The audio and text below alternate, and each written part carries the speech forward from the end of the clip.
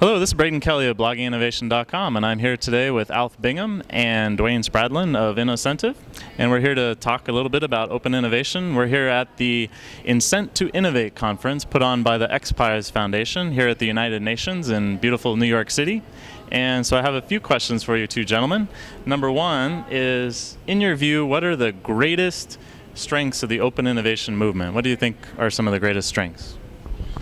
Thanks, Braden. I guess I would probably put two in the top of the list. The first is the ability to get to extraordinarily diverse talent pools to really solve the problems that matter. So whether it's a corporation or a not-for-profit foundation, an ability to get to hundreds, thousands, or millions of people to solve really important problems is extraordinary, much more powerful than the conventional notions of R&D we've had in the past. And I think the second thing that I would point out is the economics.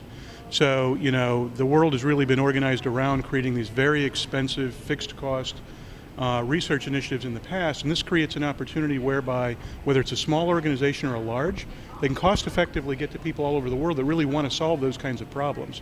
So it's both a better idea in general, and it's probably more cost-effective innovation as well. I don't know if you'd add anything to that, Alf? No, I would have certainly glad you made the point about the economics, because I think the ability of companies to shift from a fixed base to a variable base enables them to compete more effectively, especially as the market ebbs and flows.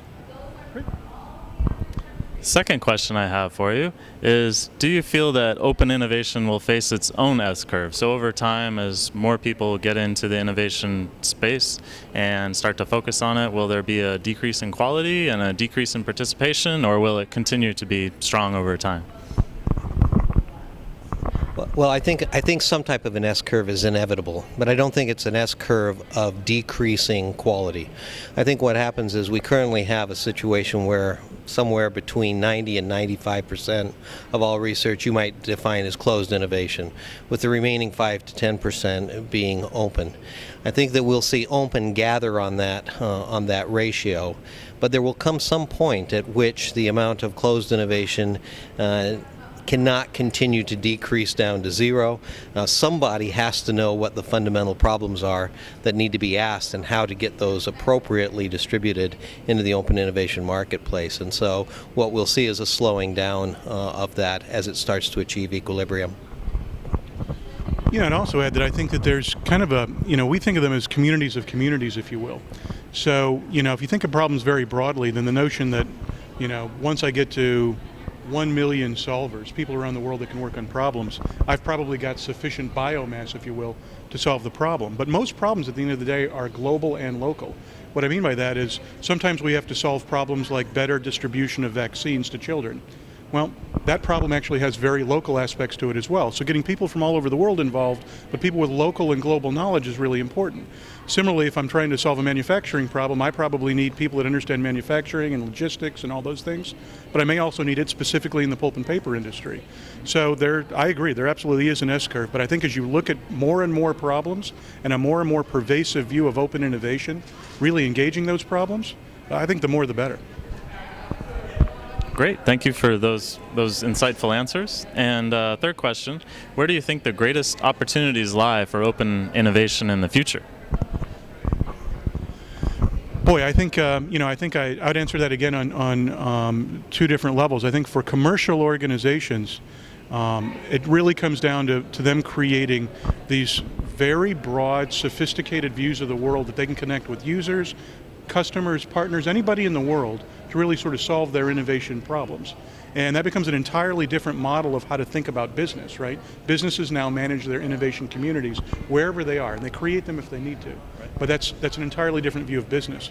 For the foundation in the not-for-profit space, I think this opens up sort of a very different view of the world, sort of a la the Bill and Melinda Gates Foundation, where they've said we need to get foundations really focused on solving the problems that matter. What are the critical things that need to be solved? Let's get people working on those problems, and let's get relief to the people that need it around the world. So on the foundation side, I see it equally transformative, almost an activist view of getting the biggest problems, the most impactful problems to the human condition solved today, and engaging everybody in that process. So I think the biggest challenges / opportunities is getting businesses really on board with what is really the new model of innovation, and not-for-profits and foundations and NGOs really beginning to understand the sheer power of this to be transformative and to really create almost an acceleration in their race to essentially move their missions ahead. So I think it's powerful on both levels.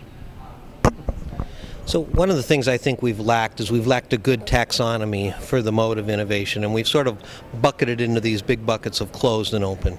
One of the big opportunities I think in open is really open, and by that distinction I'm talking about systems like crowdsourcing, in which you are open to the source of your solution even before you know where that solution is going to come from.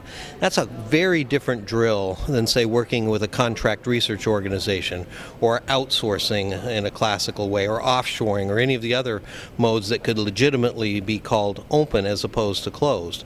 But nevertheless, this openness to the source of your solutions, the types of things that companies like InnoCentive do, the types of things that foundations like XPRIZE do, in which they survey the marketplace, they broadcast, and they let the solutions find them.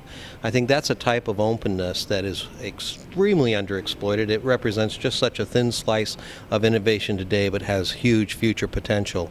It also, because of the economics attached to it, not only does the shift from fixed base to variable base, but allows you to go to an outcomes based set of economics, and that opens the world to foundations, governments, commercial entities, and others to innovate in radically new ways. You know, one other thing that I would add as well is I think one of the most exciting things we're doing this year is we're bringing to market a new capability within our kind of crowdsourced innovation model around teams. So really engaging teams effectively that may not even know, the members of the teams may have never met before, but allowing them to work on richer and richer problems. So one other sort of interesting aspect of where open innovation is going, I think, is to truly be open in the sense that not only can kind of, you know, citizen innovators from all over the world participate in the process, but boy, if we could combine the right kinds of people to work on the right problems on demand, that could open up an entirely new set of problems, multidisciplinary problems that go way beyond anything we've thought of in the past. Bring those to bear on solving some of the most important questions maybe that exist in the world. So I think there's a lot to come in open innovation.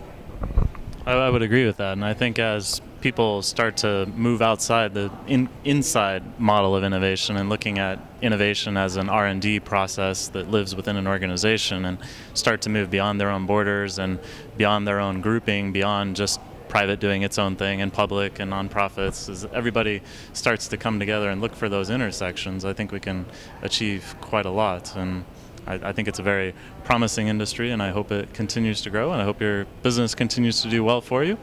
I hope that the conference will prove useful for everybody, and we'll be tweeting and blogging here from the Incentive to Innovate conference. And again, this was Braden Kelly from blogginginnovation.com with Alpheus Bingham and Dwayne Spradlin of InnoCentive. Thank you.